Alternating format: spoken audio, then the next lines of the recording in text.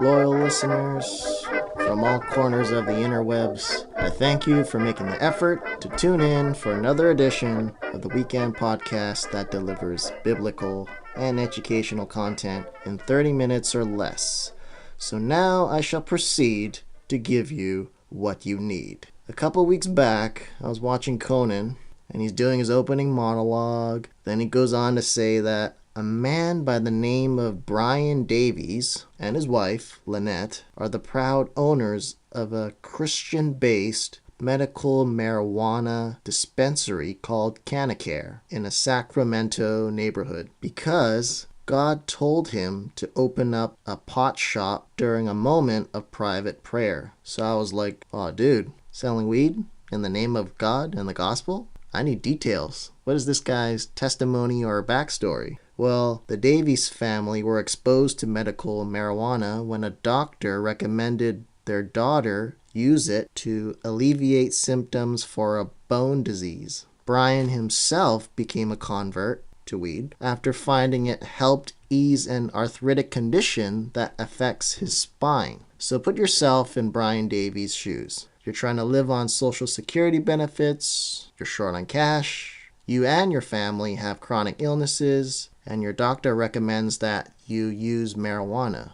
What do you do? Davies says he asked God for guidance, explaining, I got on my knees and I prayed to the Lord, and God said, open up a pot shop. And sure enough, the Canacare Christian Ministry was born. Fast forward to the present. If you were to walk through the doors of the Canacare dispensary, there will be pamphlets readily available informing you of the responsible usage of medical marijuana to treat chronic pain. And right next to those pamphlets are Bibles that are given away for free. Now, when you're ready to start your shopping experience at Canacare, product pricing, for example, Kush, Purple Haze, and etc., starts at $3.95 per gram. Now, you're probably thinking, can this entrepreneurial venture actually work in the long term? Well, unfortunately, the answer appears to be a no, because Canacare have run into some roadblocks of the bureaucratic and legal kind. The Davies actually had a hearing with the IRS in a San Francisco tax court. What's at issue here is a nearly $875,000 tax bill that the Davies have refused to pay. This huge tax debt is based on a U.S. federal tax code which states that taxpayers who are involved in drug trafficking are not allowed to deduct any business expenses, like payroll, rent, or health benefits. That would be considered standard for legal businesses. While medical marijuana is now legal in 20 of the United States of America and recreational use is legal in 2, pot is still a Schedule I controlled substance in the eyes of the federal government, and that means that regardless of state law, all dispensaries are drug traffickers as far as the IRS is concerned. So if the Davies want to keep their beloved marijuana-based Christian ministry open, they have to prove to the government that their work of selling dope is consistent with the dispensary's broader mission that offers spiritual and physical healing.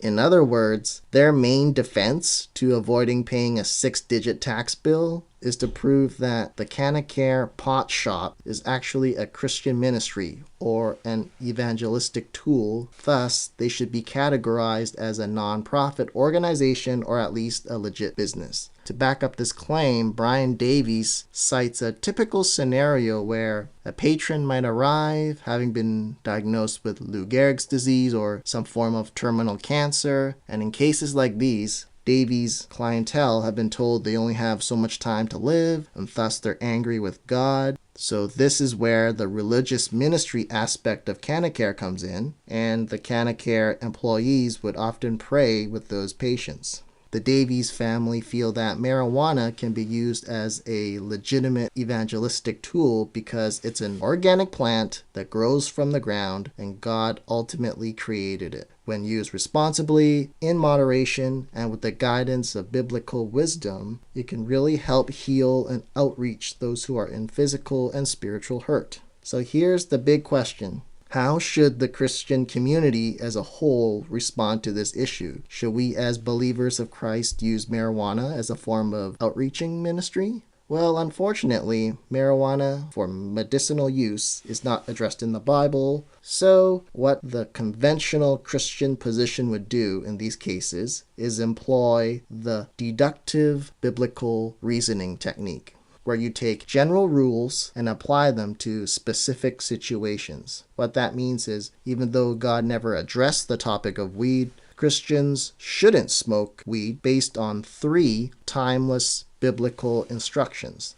The first one being Christians are to submit to their earthly authorities, which is based on Romans 13, verse 1 to 2. Apostle Paul encourages us that everyone must submit himself, herself, to the governing authorities. Authorities that exist have been established by God. Therefore, he who rebels against the authority is rebelling against what God has instituted. Therefore, if marijuana is illegal according to federal law in your respective country, then by deductive biblical reasoning, you can't and shouldn't smoke it.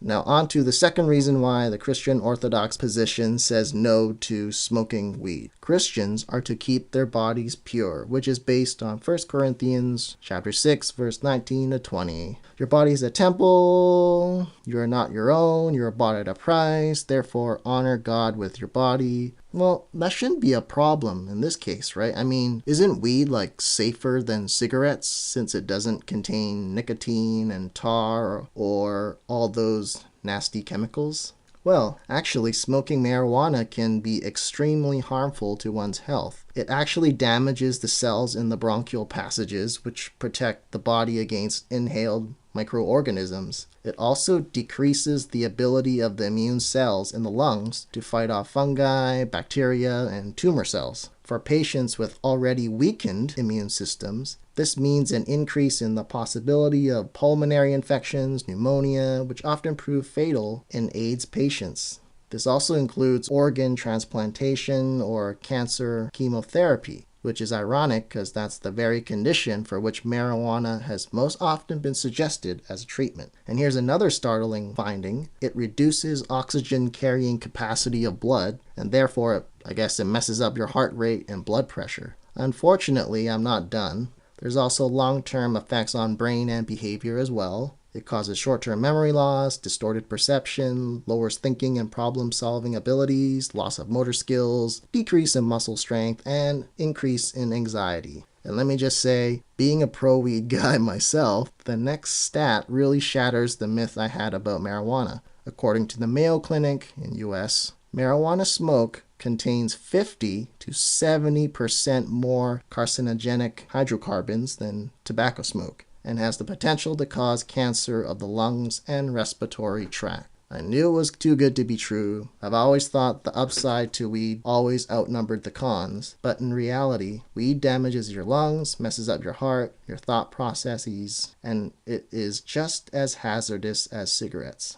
But not only that, the pain-controlling or analgesic effect of marijuana seems to be overrated as well. A recent study shows that high doses of weed can actually increase pain. I'm no medical expert, but apparently there's this kind of therapeutic window for analgesia, with low doses being ineffective, obviously, medium doses resulting in pain relief, and high doses in actually increasing pain. In other words, weed only works if you take an exact dosage, and that can vary from person to person. If you smoke too little, it doesn't work. Smoke too much, it can actually increase the pain you're already feeling. It kind of reminds me of that baby bear's porridge from the Goldilocks story. It has to be just right. Anyways, for those who are keeping score, it's not looking good for you pro-weed smoking Christians out there. So far, toking or blazing up breaks 2 out of the 3 general biblical instructions, which are you're not treating your body as a temple and you're rebelling against God-sanctioned earthly law.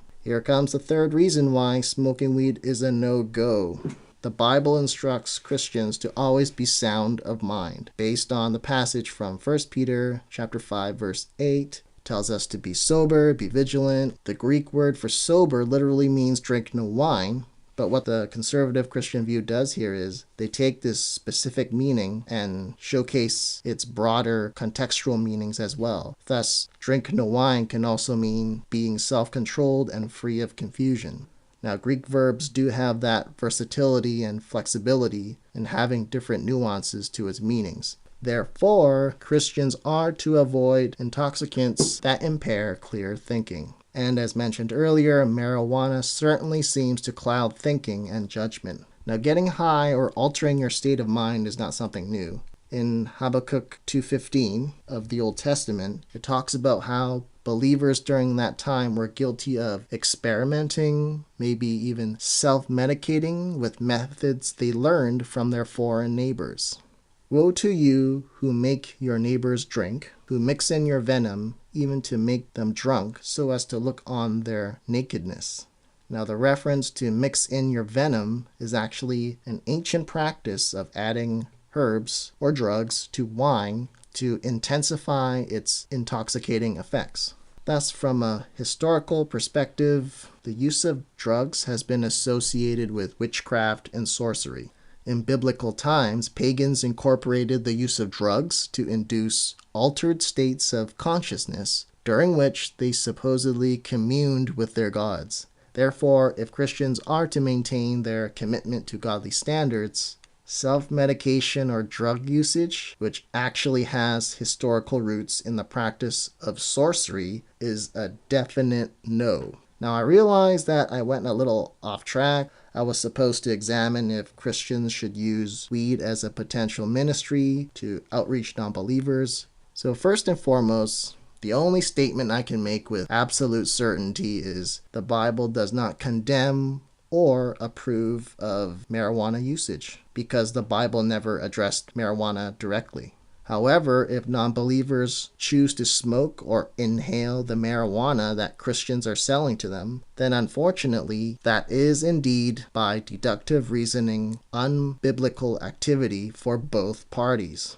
For the marijuana users, you are violating the three general biblical principles of a Christian believer. And that is, you are not to partake in drug usage that is considered illegal by the authorities. You are not to partake in drug usage that damages your body or alters your mind. For the Christian marijuana sellers, you are guilty as well because you are an accessory to the ungodly act. You are enabling these people to violate these three general Christian principles that represent what it means to be a devoted Christian. So, what is the answer? The Bible doesn't say you can't ingest weed, but if you go ahead and do it, you violate certain biblical precepts. Well, I think the weed ministry has great potential to reach a struggling demographic of the general population that needs physical and spiritual healing, honestly.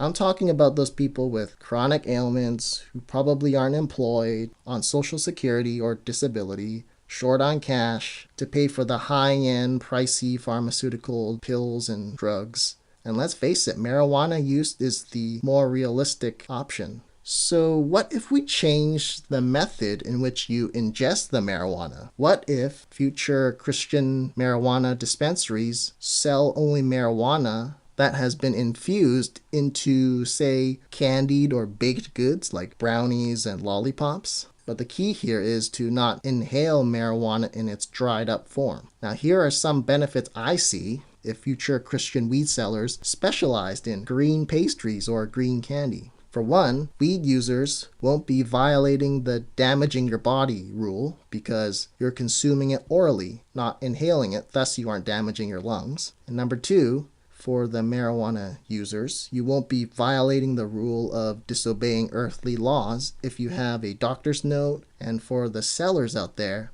if the government has granted you legal status and they regulate, they document, they track your customer usage and dosage policies and inventory, then yeah, you're good to go. And the thing is, when you allow the government to regulate the dosage and potency, it guarantees responsible and moderate usage of marijuana. And as a result, marijuana would be used more efficiently in accomplishing its pain-controlling effect. And under the guidance of a medical professional and government regulation, cases of addiction and the negative side effects it has on brain and behavior could be potentially reduced or prevented.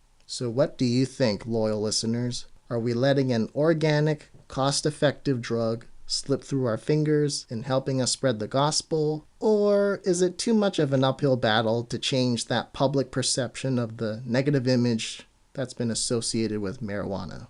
Okay, I'm out of time, and I thank you for yours. So thanks for listening, and goodbye.